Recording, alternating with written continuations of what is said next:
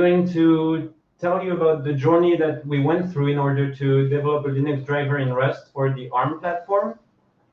So who are we? Well, we are 3 students from the EPITA Engineering School near Paris. It's a computer science and software engineering school. Martin and Esteban are part of the LSE, the Systems Laboratory Lab of EPITA. I'm not part of the LSE. I'm more focused on compiler research, and I'm working on GCC-RS, an alternative Rust compiler. Martin and Esteban are developing their own CPUs and working on digital design. What is the project? Well, the project idea is that we had to develop a small Linux driver in C in order to interface between a Raspberry Pi and an NFRC card reader, the MFRC 522. This was a project given to us by Geoffrey Legourierec, our driver Linux teacher. And we decided it would be fun to also do it in Rust. So we had to interact very basically with the card reader, for example, to read its internal memory and ask it to generate random IDs for us. And well, why did we choose Rust, and why Rust overall? Well, first of all, Rust is a systems language which is pursuing the trifecta of programming languages: safety, speed, and concurrency. So it's trying to be a safe language while still being completely fast. So as you know, in the current programming ecosystem, if you have a safe language, it's probably not safe at all. Well, hold on. If you have a safe language, it's probably not fast at all. And if you have a fast language, then it's probably not safe. You can think of C or C++. And if you bring multi-threaded or parallelism in the mix, then it gets even worse. So that's the idea behind Rust, replacing those big C++ concurrent applications and rewrite them safely. It's also trying to help writing low-level or embedded code by bringing, for example, more expressivity to the mix. You can use the object paradigm or the functional paradigm that you can't use in C, and you have also a lot more features than in C.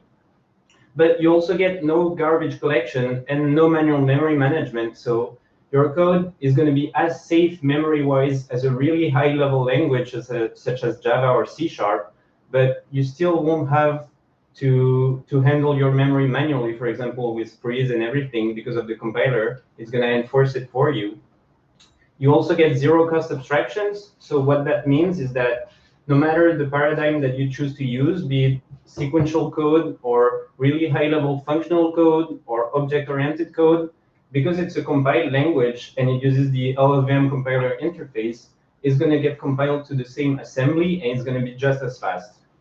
It's also really easy to set up cross-compilation.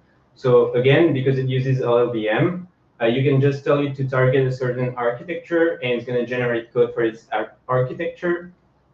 You also get a strong ecosystem with a lot of good building tools. And there's also a package manager included in the language.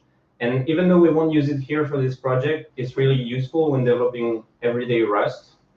However, Rust is not for rewriting the kernel. The kernel is completely fine. And the point of Rust for Linux is not to rewrite parts of it. It's simply to help people writing Leaf modules, such as drivers, and to write them more safely while still being just as fast.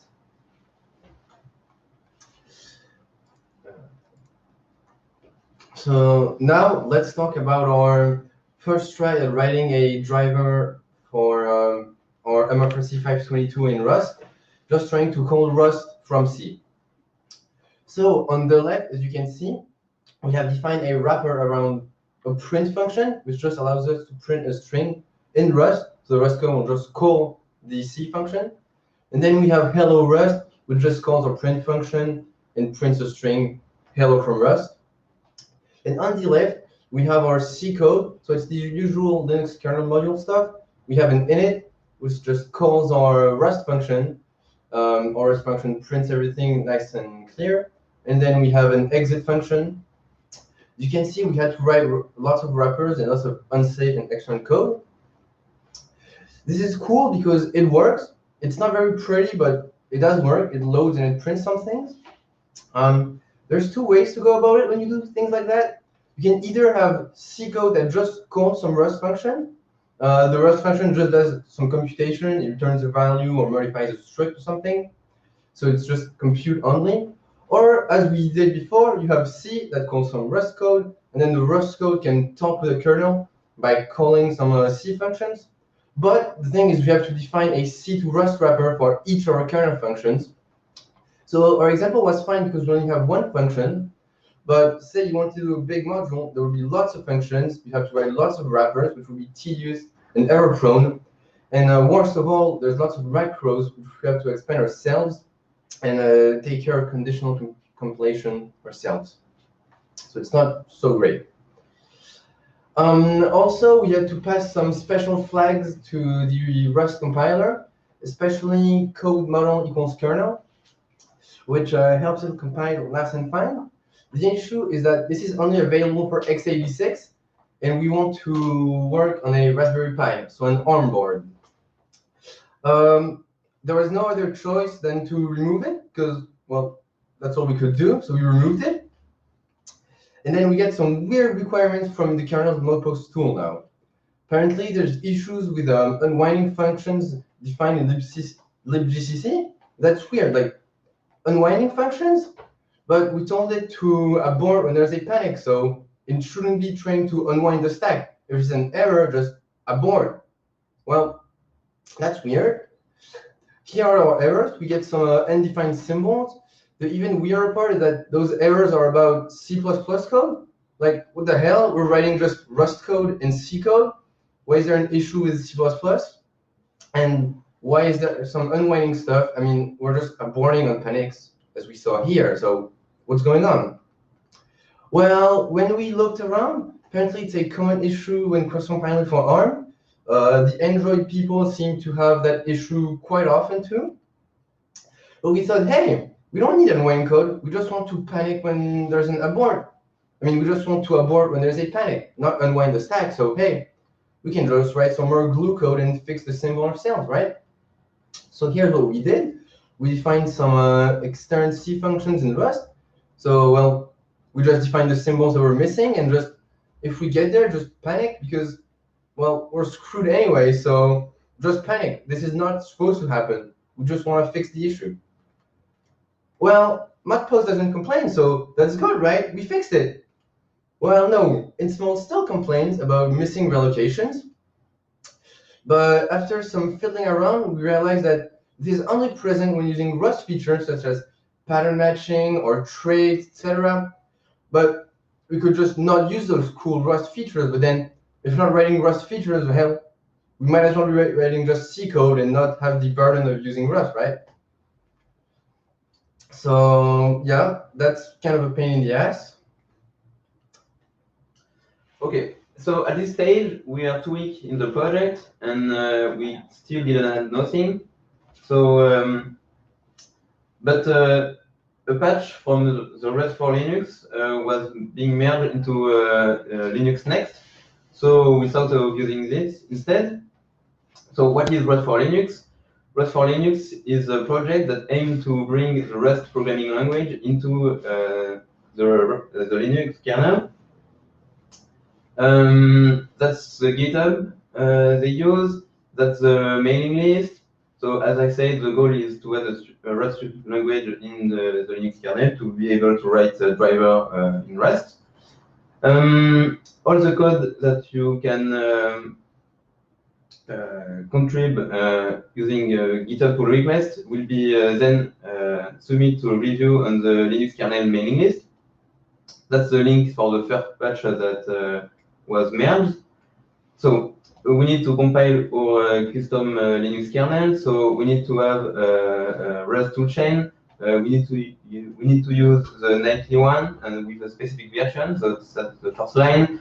We then need to add the Rust SRC component, which is used in order to compile the Rust core library. Then we need the bindgen, a tool that creates binding between C function and Rust code. Then you need to enable Rust support in menu config, and you just have to use to compile your kernel using LLVM. And because we are cross-compiling, we use arch equal arm64 and cross-compilation. So we are writing an auto-3 module kernel. It's compiled correctly from the ARM64.config, but obviously it did not work with our Raspberry Pi 3D Plus config. For some reason, as soon as we enable Raspberry Pi firmware, our module didn't compile anymore with this weird error. It says that it can't compile the core library for the target, but what the hell is this target? We don't know. It seemed to be a cross-compilation issue. So at this stage, we needed to compile our driver. So we thought we could use the VM, but that's heavy and not practical. We could use the Raspberry Pi directly and compile on it, but it's a toaster, so that's not an option. Anyway, whatever solution we are using, compilation time will increase. And at this stage, we thought, what about throttling? We don't need another running kernel. So we tried to throw into an arch64 rootfs. That seemed quite impossible, right? Yes, but no. Using QEMU user static, you can just run ARM64 binaries directly on an x86 machine. So we just need to download the rootfs, shoot into it, and voila. So compiling is a shoot. It's slow as hell. Incremental build time is almost the same as a full native build time on the host.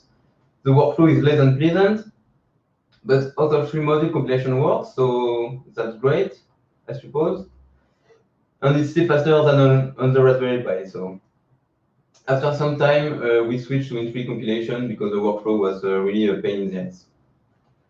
To give you an idea, a native kernel build on this machine is around 3 minutes, and in the shoot on the same machine, it's 45 minutes. So we'll talk about writing the driver using Rust for Linux. So what do we need? We need the module license, alter, and description macros. We need the module init, exit, and exit macros. We need print K. We need the MISC device API because we are writing a MISC device driver. And we need the SPI API. As you can see, expect from the SPI API, everything was already here in Rust for Linux. So we need to enable the SPI API binding generation. So that's how binding works. On the left, you can see the binding helper.h. It's a header when you can include other headers, the Linux one. And then on the right, you can see the generated bindings in Rust. So the first line is the equivalent in Rust of a define. Then you can have struct, and because bindgen is going recursively inside the headers, you can have struct of struct, like the one we have here. And obviously, you can call a function, for example, the MISC register one that we used. C-type cint is kind of weird. We'll talk about that later. So we need to add the SPI API. So we just need to add an include inside the binding helper. Now we have generated Rust binding for SPI register, SPI write and read, and so on. But our work is not done yet. Simply using C function from Rust is unsafe and negates all the advantages of using safe Rust code. And Rust for Linux implement high-level abstractions for interacting with the kernel. So we need to do it too. And that's what we have been doing. So that's how we register an SPI driver in C. In the init, you make a call to SPI register driver, and that's it. That's how we do it in home module. So we still have the init function, and we call driver registration to register our SPI driver. And we need to use the prom method. So that's the implement SPI method for MFRC 522 SPI method block.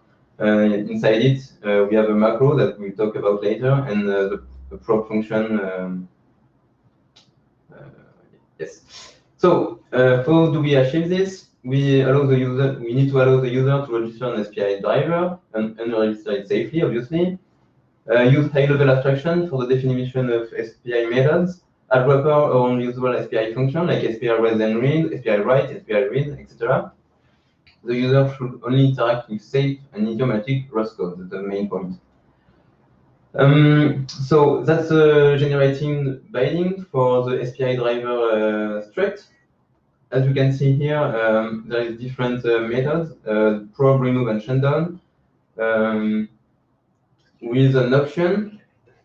And the option here is the same as in C, a pointer to a function. So we need our method to have the same signature, the unsafe extern C fn with one argument, that's the SPI device, and which need to return a C-type cint. More on that later also. So why using external functions are unsafe in Rust? The compiler, the Rust compiler, cannot guarantee, like it does for Rust code, the safety of external C function. For example, you can give a pointer to a struct on the stack to a C function, and it may store it inside a local variable. And sometime later, you call another C function, and you try to reuse the function of the first pointer, the pointer of the first function, sorry. And obviously, at this stage, your struct will not be on the stack anymore on that undefined behavior. We need to make sure to document unsafe code, because in Rust, most of the time, when there is something going wrong, like a seg fault or something like that, you can be sure that's somewhere inside an unsafe block of code. So you need to document it to tell, hey, we are calling this function, it's okay because blah, blah, blah, we know what we are doing, and that's why. But obviously, we encounter some error with our unsafe blocks, but more on that later. So we could have the user write the following for its probe function, but as we said earlier, we don't want the user to write unsafe function. That's bad and not good practice. What's the point of using Rust if we just interact with C everywhere with no added type safety and things like that? It makes the user interact with throw pointer on C type. That's quite tedious in Rust and quite annoying also. And Rust is writing using references instead of pointer. It's like a C++ reference. It's a pointer that cannot be null. And we want the user to use the native Rust types, like an int 32 instead of C-type cint. So the C-type cint is a one-to-one bind. Is a type that one-to-one binding to the actual C-type. So C-type cint is the same as an int in C. That way you have FFE safe types, and that's what binding is doing. So ideally, this is what the user's probe function should look like. So as you can see, it's a safe function. It's just called myProbe, and you don't see the unsafe keyword in front of it.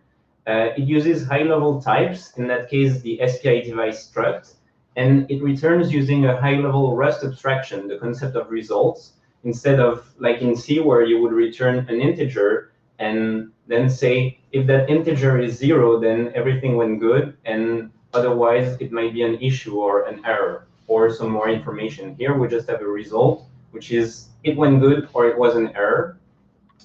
And for example, this is what the probe function of our module looks like. So you can see that as soon as we get probe, we print some information on the message, like, yeah, we got registered and it's the MFRC 522 RS module. Then what we do is we get the version of the card reader that's attached to us. And so again, we're using Rust abstractions. Like here, we're matching on a result.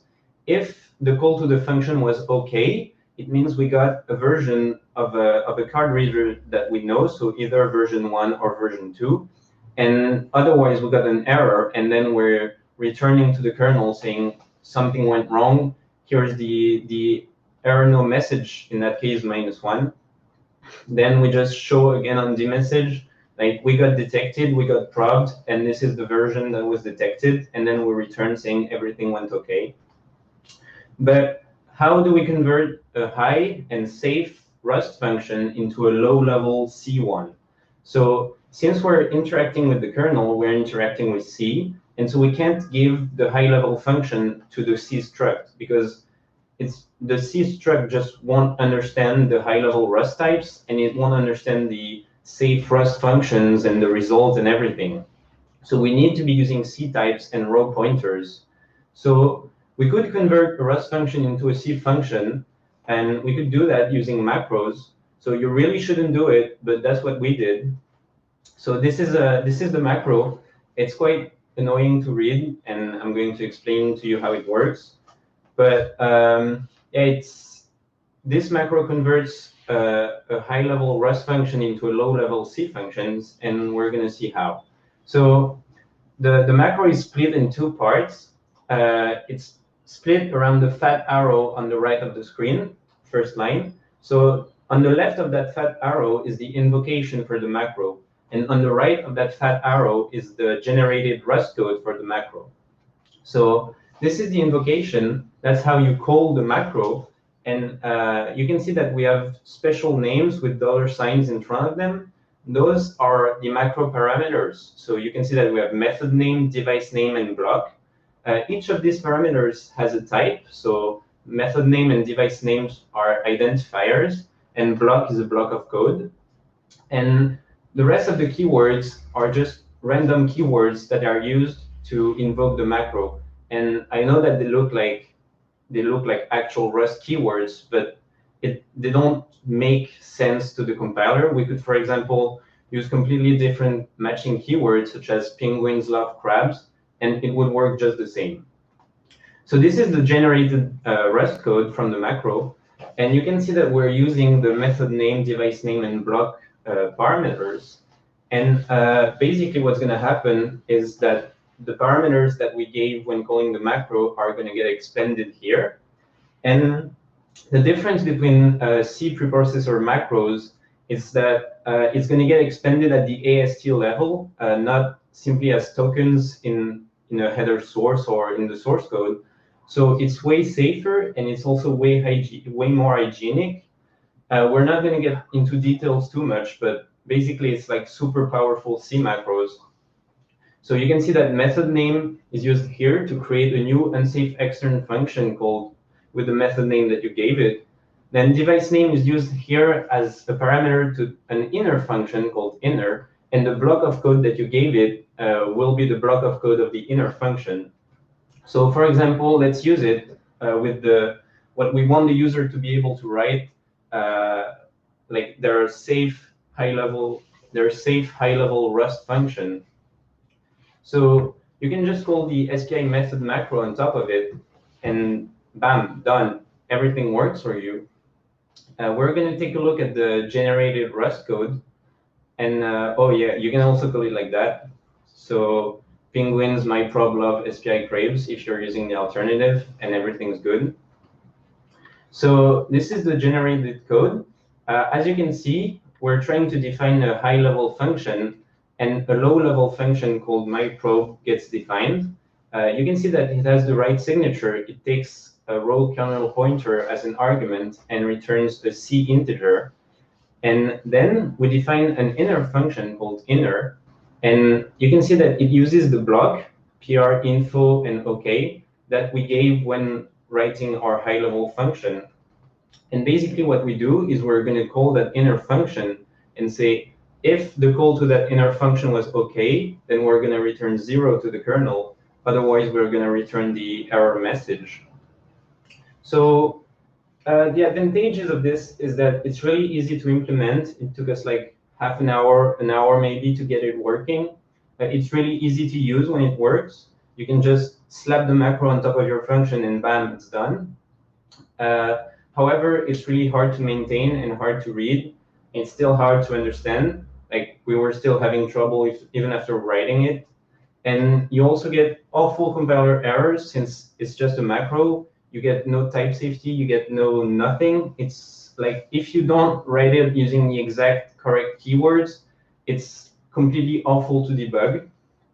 So we actually need an alternative to this macro. And what's the alternative? Well, Rust has something called traits. So in Rust object paradigm, you can create traits, which are basically abstract classes defining shared behavior between types. So basically, it's exactly like a Java interface or a C++ abstract class. You're going to define methods for a type to implement if they want to respect this interface, if they want to implement this shared behavior.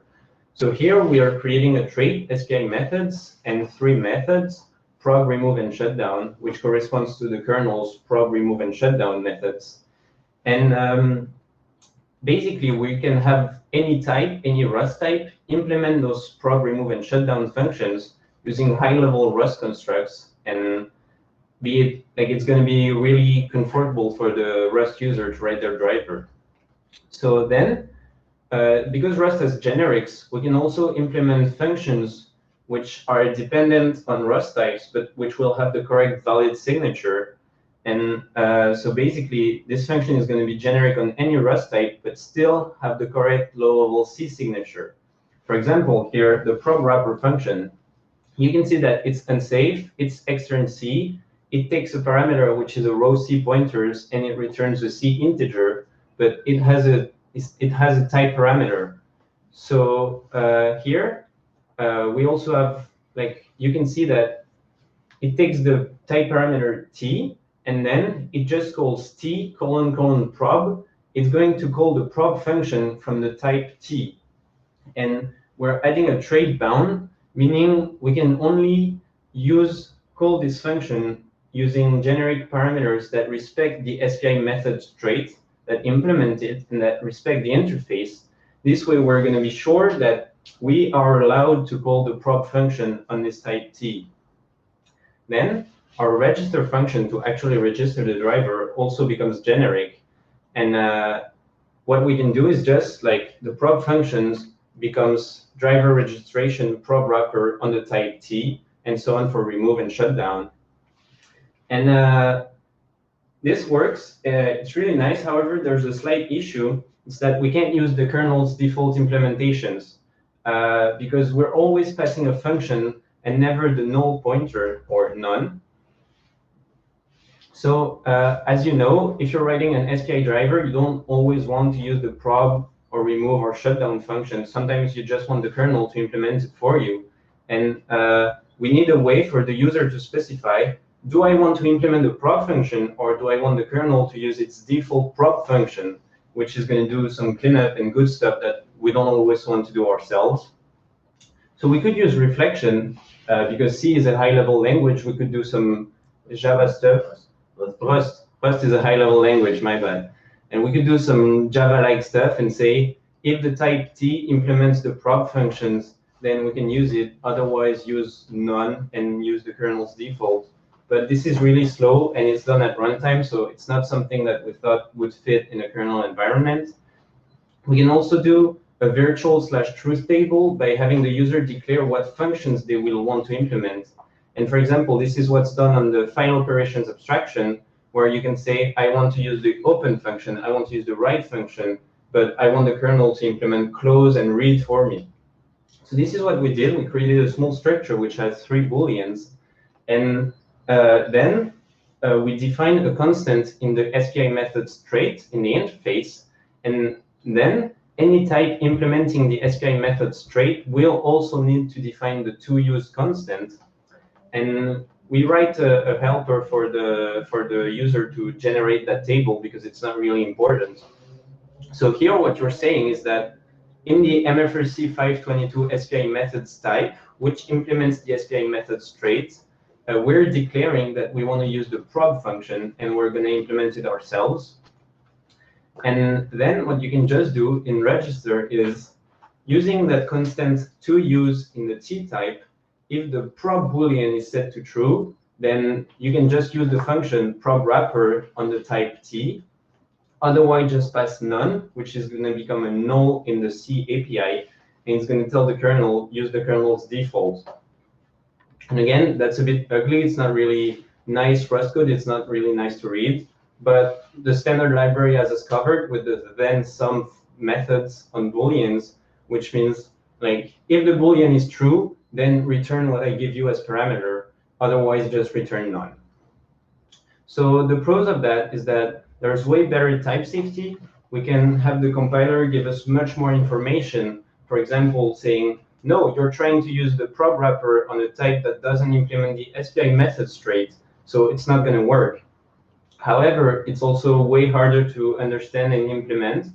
This seems simple, but it took us quite a long time to figure out, and we had to look really hard at the other implementations because it was a completely new concept for us, and we had a hard time with it at first. Okay, so as we promised you, we'll talk about a bug we encountered. So we are inside the register function of our SPI abstraction.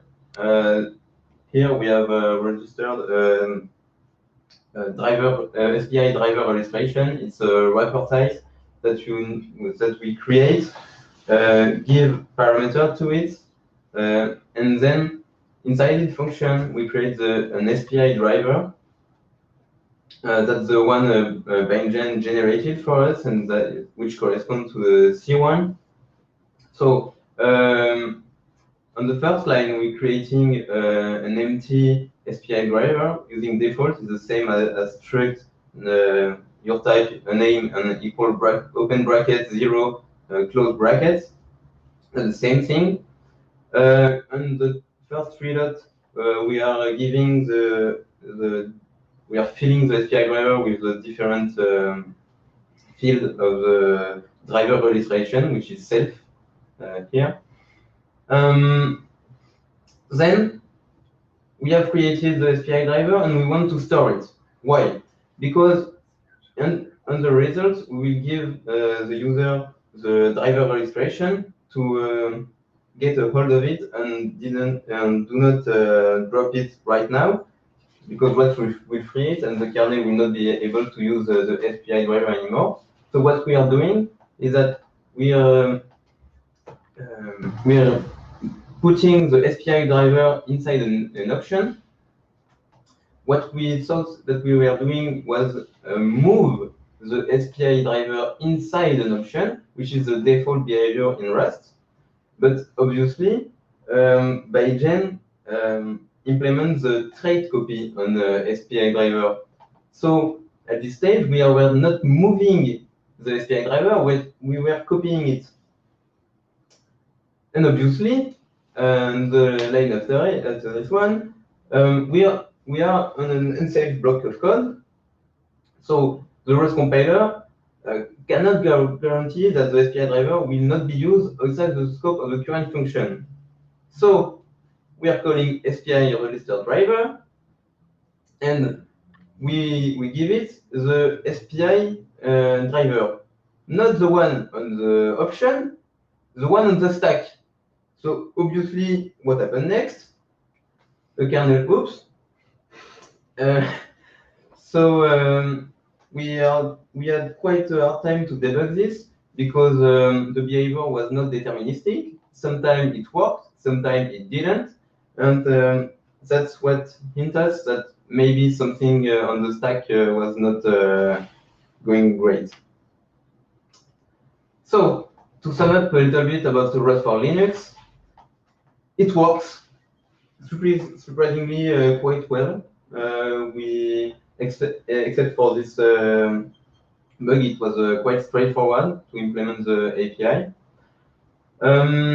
But on the other side, it's extremely recent. It's subject to change. By the time we finish the first implementation of the API, other Rust kernel SPI has already changed, and we needed to rebase a lot of stuff. And a lot of work still needs to be done in order to create a big driver using a lot more kernel API for at this time there is only a few one inside Rust for Linux, but all driver works correctly and about the same as the C1, so we are quite happy now, and it's Martin. So since we wrote a driver both in C and in Rust, let's talk about what Rust offered compared to just plain old C. So one of the awesome features of Rust, amongst many, are better enumerations. In C, on the left, you can see you just have your enum, and you can just put an int into it. It implicitly gets cast to the enum, and you just get undefined behavior. It compiles fine. It'll print 42. You'll think it works, but maybe later on in your logic, it'll break everything. In Rust, as you can see, we did the same thing, but the compiler put out an error. That's because in Rust, enums are strongly typed, so we must use an enum variant. And the compiler will do everything so that we have to use one, and there's no other way around it, except writing unsafe code.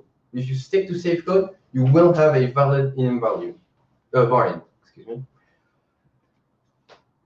Here we have our driver's comment parser, abbreviated obviously, but on the left you have a fairly common C design pattern. As you can, it's nice, it works, but every time you want to use it, you have to re-implement it. Sometimes it doesn't quite fit. You don't know if you should sometimes return a pointer, modify a pointer, return -1. What are you gonna do? It's a bit tedious, and yeah, you have to do all the work yourself. In Rust, we have pattern matching. So as you can see, we have that match command, and we can just match a string with a command. And then we don't have the null pointer issue, because we can just return an option. If we match something, we can return some, the enum, etc. And if we, by default, we didn't match anything, we can return none. We can return none. But you can't dereference an option and have a null pointer. You must match it, and the compiler will force you to check it. Now about SPI read from the Linux kernel. As you can see, you have a buffer and a len. Either you have them as two distinct parameters, or you put them into a struct. But both ways, you have the issue of invariance. Maybe the length of the buff isn't going to match the actual len parameter for some reason. This can cause bad bugs and make your system fail. In Rust, we have something better called a slice. The slice has all of our data. It's like a pointer, but it also has a len. And since this slice is a reference, not a pointer, we know it's not going to be null. So we know it's there, and we have its len, which obviously just matches its actual len. We don't set it ourselves. And since it's a Rust type, we also have methods on it. So we can easily iterate over it using a for each loop. We can do some cool functional things like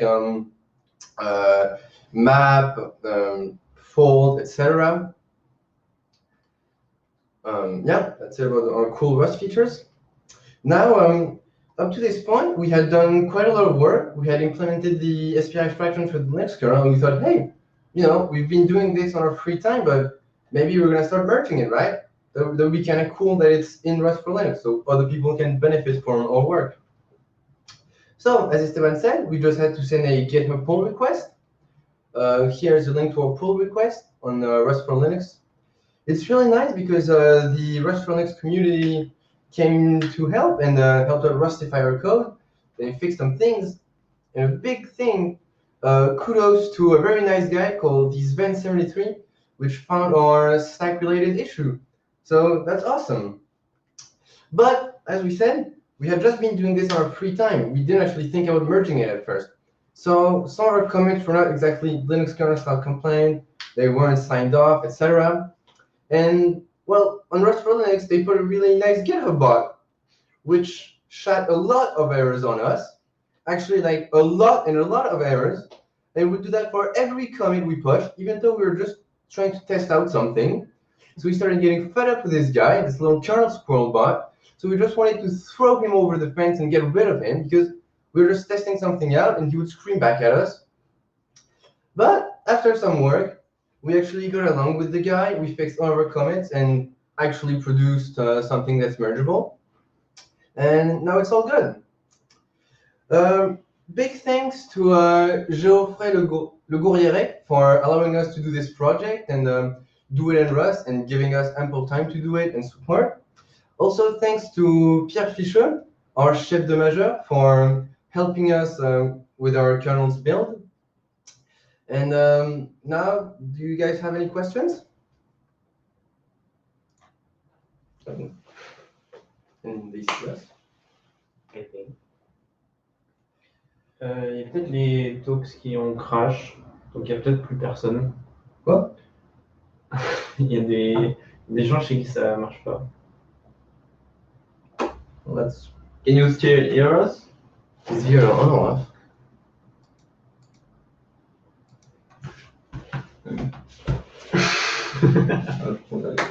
C'est dans le vide là. Oui, vidéo. Oh, oui, il y a une petite vidéo. Si, c'est tout bon. Ah, bon. So, as we said, we're still beginners, we're still students. So the C code and the Rust code might have been like horribly wrong. You can send us emails, you can tell us how to fix our stuff, and feel free to comment or ask questions. We're really open to them, and yeah, well, on peut chercher, ouais.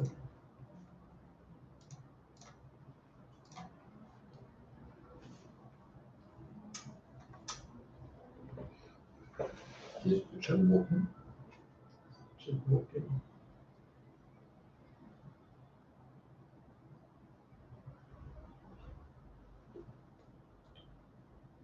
Ah, le chat est pété. So, chat seems broken. Yeah, so people can't talk in the chat. So, On peut mettre un KMZ, non? Les gens yeah, we're gonna. On l'a pas, non. Tu vas la rouvrir la page à côté. Comment ça? Ah oui, ouais, Je roule la page à côté pour pas perdre le stream. Mais... donc en navigation privée. Ah, d'accord. Privé, je sais pas, mais juste le jeu c'est recharge quoi. Bah voilà, c'est bon. Non, mais recharge la page. Ok. Pour voir le chat peut-être, non? Non, mais les gens peuvent pas écrire dedans. Ah, ok. Oui, je recharge. Oui, Ah, so Georgi asks, the gist I get from the talk is that while it's a very interesting development path, it's not quite ready for production use in a non-academic environment. Would you agree? Yes. Yeah, definitely.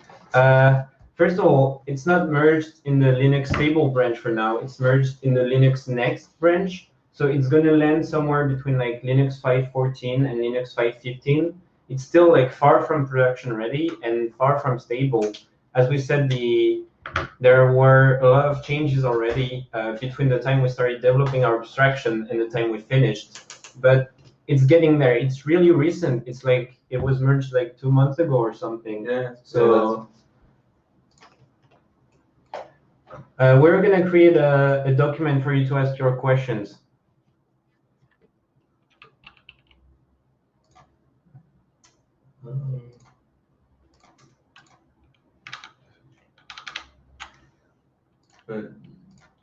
Il me faut. Ah bah oui, je crois on peut pas. Yeah, we can't send you the document for you to read your questions.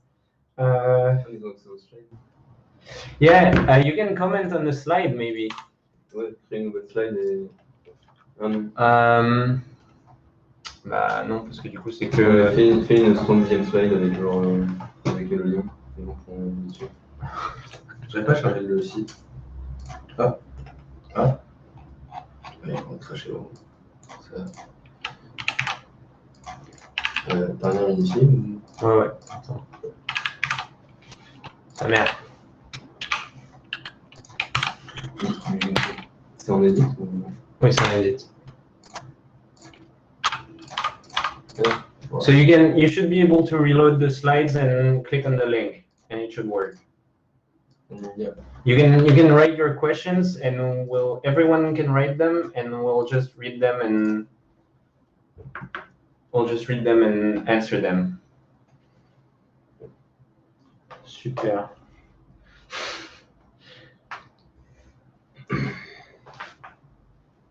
Je crois qu'ils n'entendent pas. Il y a quelqu'un. C'est Pierrick. Guillaume. Bah, du coup,